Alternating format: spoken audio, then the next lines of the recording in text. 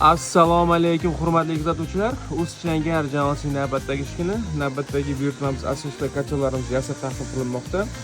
Bugungi videomizda ushbu 30 kilovatli ko'mir kachalimiz haqida video ma'lumot berishga harakat qilamiz. Demak, kachalimiz 3 mm qalinlikdagi rossiyskiy горячий listlardan yasab taqdim qilinmoqda. Devorlari qalinligi 3 mm tashkil qiladi.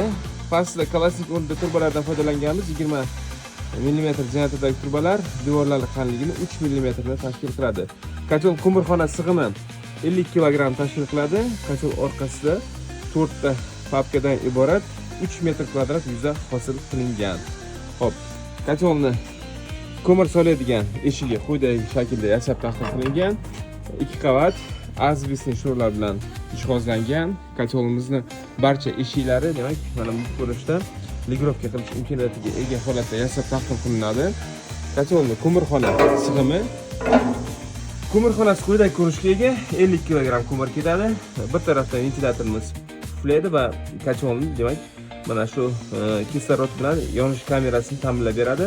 Shu asnoda bir sutkagacha ko'mirni yoqib berish imkoniyatiga ega bo'ladi. Ya'ni o'zini-o'zi o'chirib, o'zini-o'zi qo'shgan holatda aytaylik 50 kg ko'mir sig'imi mavjud bo'ladi. Bu yerda 30 kg ko'mir bilan bir sutka holati bo'yicha 300 metr kvadrat joyda qizdirish quvvatiga ega bo'ladi.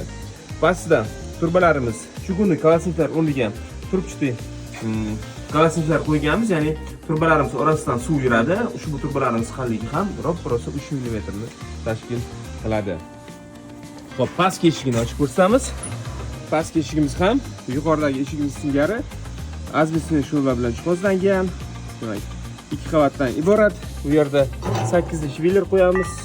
Shlaklar hosil bo'lgan holatda mana shu joyda shlaklarni tozalash imkoniyatiga ega bo'lamiz.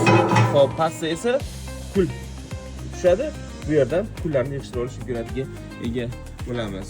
Yuqoridagi eshik esa, demak, aytib o'tgandek, 4 qator papkasi bor. Shu papkalarni oralig'ida, demak, tozalash imkoniyatiga ega bo'lishligi uchun yuqoridagi eshigimizdan foydalanamiz. Pastdagi eshigimiz ham, demak, ikkalasi ham mavsumda bir marta ochish imkoniyatiga ega bo'ladi. Shu asnoda, demak, mustahkam o'tirish imkoniyatiga ega bo'lamiz. Demak, xotirjam uya, ventilyatorimiz 135 vatni tashkil qiladi. Hurmatli kuzatuvchilar, buyurtma asosida har xil turdagi, har xil quvvatdagi kachollarni yasab berish imkoniyatiga ega bo'lamiz. Manzilimiz Qashqadaryoda, Qarshida o'z faoliyatimizni olib boramiz. Yurtimiz bo'ylab dastlabki xizmatini yo'lga qo'yganmiz. Sog' bo'ling, salomat bo'ling. Keyingi videolarda uchrashguncha omon bo'ling.